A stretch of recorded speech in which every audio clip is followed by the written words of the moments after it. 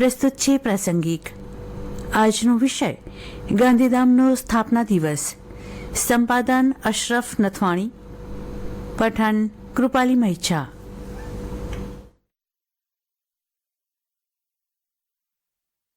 એક સમયે ગુજરાતના સૌથી આયોજિત નગર રચનાવાળા શહેર ગણાતા અને પચરંગી વસ્તી ધરાવતા ગાંધીધામનો આજરોજ જન્મદિવસ છે.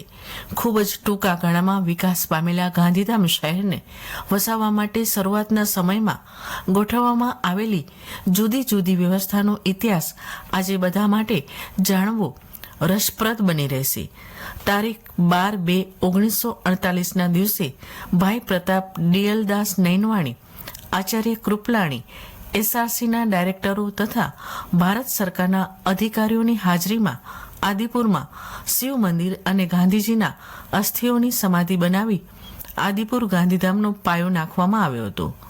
ભાગલા વખતે પાકિસ્તાનના સિંધ પ્રદેશમાં રહેતા હિન્દુઓને વસાવવા માટે ગાંધીધામ શહેરની સ્થાપના કરવામાં આવી હતી. સરદાર પટેલના સૂચનથી કચ્છના મહારાઓ દ્વારા કંડલા બંદર અને અંજાર શહેર વચ્ચેનો 15,000 એકર વેરાન પ્રદેશ સિંધુ રિસેટલમેન્ટ કોર્પોરેશન લિમિટેડ એટલે કે એસઆરસીને આપવામાં આવ્યો હતો.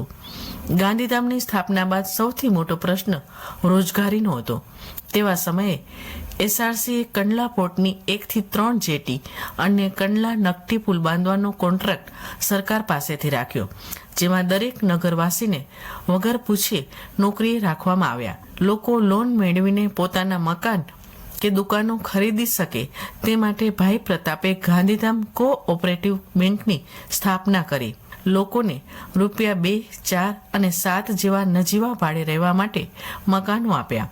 શહેરનો ઔદ્યોગિક ક્ષેત્રે વિકાસ થાય તે જરૂરી હતું. આખા ભારતમાં કોઈને ચેમ્બર ઓફ કોમર્સ શબ્દના અર્થની ખબર ન હતી. તે સમયે 1957માં તેમણે ગાંધીધામ ચેમ્બર ઓફ કોમર્સની સ્થાપના કરી હતી. ભાવિ પેઢીમાં શિક્ષણનું સિંચન કરવા રાષ્ટ્રપતિ ડોક્ટર રાજેન્દ્ર પ્રસાદના હસ્તે સ્કૂલોના સમૂહ મૈત્રી મંડળની સ્થાપના કરી. ગાંધીધામ શહેરની આયોજિત રચના થાય અને બાંધકામો પર નજર રહી શકે તથા રેગ્યુલેશન આવે તે માટે 1957માં મુંબઈ રાજ્યના કાયદાથી ગાંધીધામ ડેવલપમેન્ટ ઓથોરિટી એટલે કે GDAની સ્થાપના થઈ. 1959માં નહેરુ કેબિનેટમાંથી Kandla free trade zone pass કરાવ્યો, જે વિશ્વનો બીજા નંબરનો અને એશિયાનો સૌ પ્રથમ ફ્રી ટ્રેડ ઝોન હતો. 1965માં તેનું ઉદ્ઘાટન થયું. પ્રથમ વર્ષે જ રૂપિયા 43 લાખનું એક્સપોર્ટ કરનાર આ ઝોન આજે કરોડોના આંકને આંબ્યો છે. પચરંગી સંકુલમાં દેશનું સૌથી મોટું બંદર કંડલા, એશિયાનું પ્રથમ કંડલા સ્પેશિયલ ઇકોનોમિક ઝોન, એશિયાનો સૌથી મોટો ટિમ્બર ઉદ્યોગ તથા ઇફકો સહિતના નાના મોટા ઔદ્યોગિક એકમોના આગમનથી દેશના મોટા ભાગના રાજ્યોમાંથી લોકો ધંધાર્થે અહીં આવીને સ્થાયી થયા છે, જેને લીધે ગાંધીધામ પચરંગી જ્ઞાતિ સમૂહ ધરાવતો વિસ્તાર બની ગયો છે. આ શહેરમાં ઓનમ, લોહરી, દિવાળી, ક્રિસમસ, ગણેશોત્સવ તેમજ ગુજરાતી તહેવારોની હર્ષ ઉલ્લાસ સાથે ઉજવણી કરવામાં આવે છે.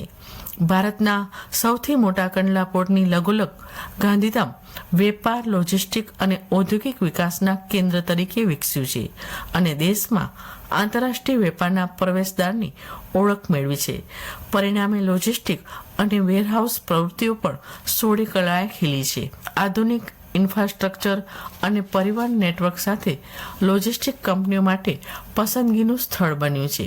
તો બીજી તરફે ટિમ્બર ઉદ્યોગ અને મીઠા ઉત્પાદનને રોજગારી અને આર્થિક વૈવિધ્યકરણમાં ફળો આપતા દેશભરમાંથી લોકો અહીં આવીને સ્થાયી થયા છે.